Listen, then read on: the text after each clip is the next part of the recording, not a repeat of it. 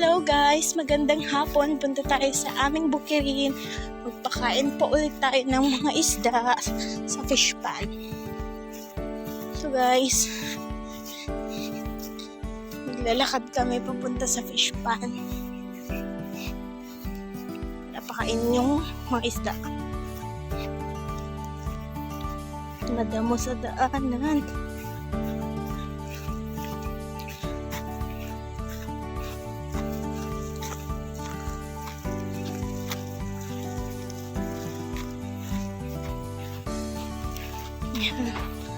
Tanawin pa ulit ang makikita ninyo.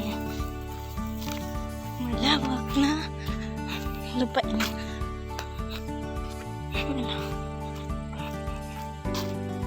Ayan guys. Dito ulit tayo.